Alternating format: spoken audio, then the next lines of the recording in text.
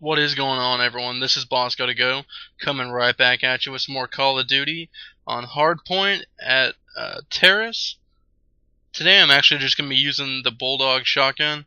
Haven't really used any of the shotguns so far in this game, so I thought I'd give this a shot. And a lot of the past Call of Duties, especially Black Ops 2, I used the shotguns quite a bit. I don't know, just the map layouts, I guess, were a little bit better, or at least I thought they were a little bit better for shotguns. But anyways, figured it was about time to start using it, so this is one of the videos of one of the better games I had tonight. On other news, I actually went and saw the movie The Gambler today with Marky Mark. It was pretty good. It's not as gangster as you may think it is. It's more or less just about, I guess, a drama about a guy trying to pay off some gambling debts.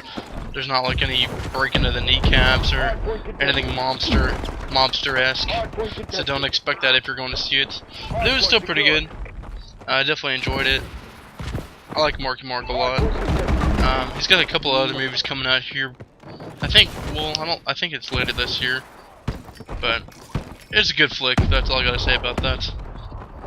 Now, on this game, I know I kind of start out rough, but I promise it does get better. This was one of the games I actually recorded and then did commentary afterwards, just because there were a couple of rougher games before this, so I was like, well, I'll just find a good game, then just go from there, and then I'll commentate afterwards. Now, I am actually going to be playing the new game Dying Light that comes out January 27th. I'll be at the midnight premiere and I'll be uploading a video or two that night, so it will be later when that does hit, but I promise it'll be a great gameplay walkthrough. It'll be my first full gameplay walkthrough, so I'm definitely very excited. I'm also very nervous because I'm not really huge on the horror games or anything like that, which I think this one will be like semi-horror, more thriller, I would think. But it'll definitely be something that when I'm playing at midnight premiere, I will be scared to crap, and so it'll be a good one to watch. I'm sure I'll have some pretty outrageous reactions, especially since I'll kind of be on the edge, since it'll be, excuse me, past midnight and everything like that. So it'll be awesome. It'll be a good watch. So definitely just be on the lookout for that one when that does hit. Now, going back to when I saw The Gambler today, that actually reminded me. Okay, so the movie starts, and at the theater we went to, they actually have these leather seats, recliners. It's like really nice. It's pretty awesome. And so we're sitting, and then the movie finally starts, and so everyone's obviously dead quiet. All you hear this kid crying. I'm like, okay, whatever, it'll shut up eventually. Well, then it keeps crying. I'm like, oh my gosh, someone just freaking take this parent out of here. And for a while, like, I could tell that people around me were starting to look around like, are you kidding me? You know, I was like borderline wanting to go like grab a manager, even though it's kind of a, I guess, douche move possibly. But it's just like, you know, I paid good money for this. I want to get a good experience, and I'm not gonna let some freaking crying baby ruin this experience. Well, eventually, the parent just took the kid out, and I honestly don't even remember seeing that parent come back. So I don't know if they just left and were like, we're done with this, screw this, or if they snuck back in and I just didn't notice. I don't know. I mean, it being an R-rated film, I understand that like it's hard to get like a babysitter and all that crap, but I don't know. I don't know if I could ever bring a kid to a movie now, just because there's been quite a few movies that I've been to that I'm like, oh my gosh, this kid is just ruining this movie for me. And I know that's really not that big of a deal in hindsight, but just one of those things, when you go to pay to see a movie, you expect a good experience, not to hear someone else's kid cry the whole freaking time.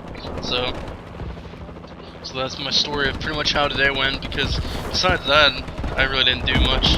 Just went to go get some food and went to watch Gambler.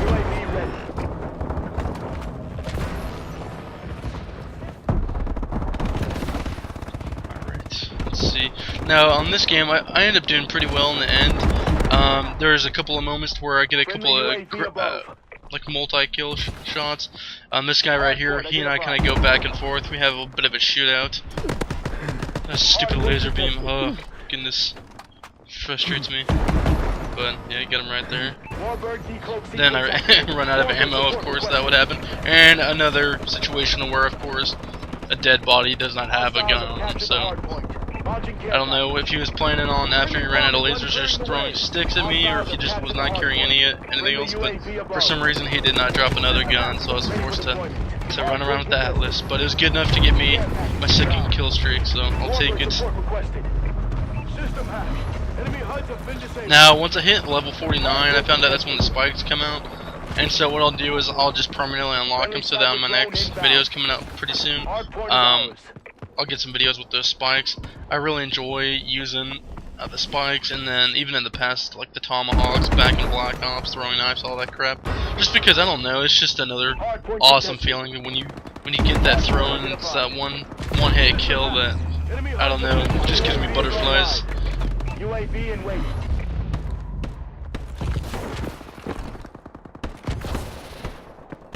Hardpoint contested.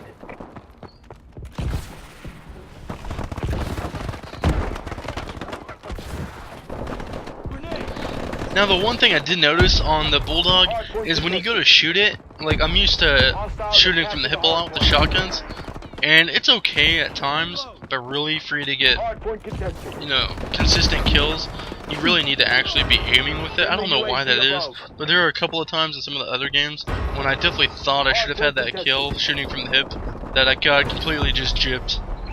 Now that could either be just the story of my life, or that's just how the gun is from time to time. But I know even coming up here, I get quite a few hip shots, but there are also a few that I just completely aim, just because, like I said, I think it's a little bit better with the Bulldog to aim when you can. Now coming up, I'm about to get a triple, which is pretty freaking awesome. Oh, that's so awesome. Just clear that house. Good night.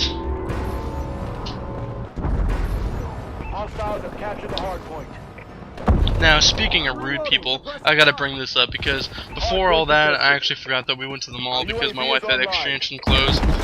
And I'm not even gonna get into that whole thing because we all know when you go with your girlfriend or your wife to the mall, when you go to replace one thing, that's not all you're doing. You're there because you gotta look around for more stuff. Now, most guys, I know I'm like this, when I'm going to get something, I get it and I'm out, and that's a done deal. But, and I hate to say it, ladies, but that's just how it is sometimes with the ladies. And I can't blame them because there are a lot of times where we go out, if we're in the mall, then I'm like, hey, you're gonna go do that? I'm just gonna go to GameStop, and I'm just gonna look around there, and sometimes I take some extra time. But anyways, that's not even what I was trying to talk about. What I was trying to talk about is, okay, so my wife's replacing, or exchanging these clothes at Gap. And so we're in line, and we're actually talking to a lady about exchanging it, and we're in the process. And then out of nowhere, even though we're in a conversation, this older lady just comes up out of nowhere and is like, hey, by the way, I need help on the floor trying to figure out how these clothes fit.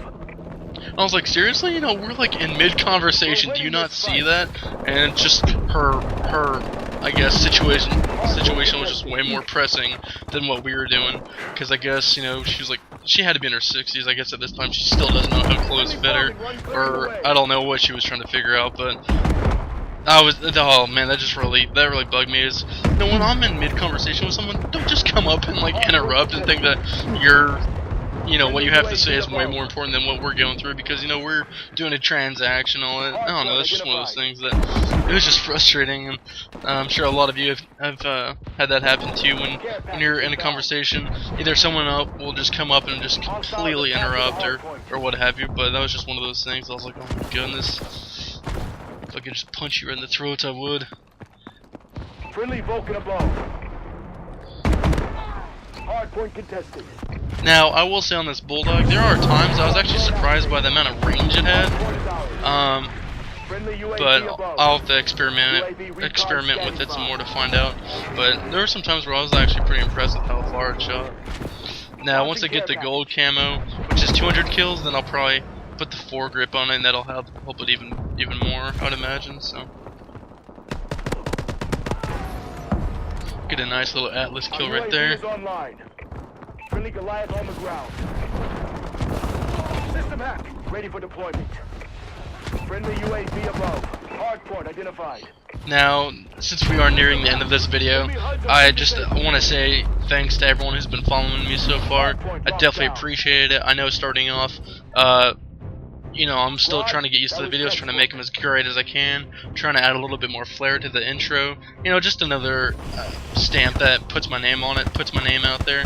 But I definitely appreciate and welcome any suggestions, ideas as to what I can change or games that are coming up. So just let me know.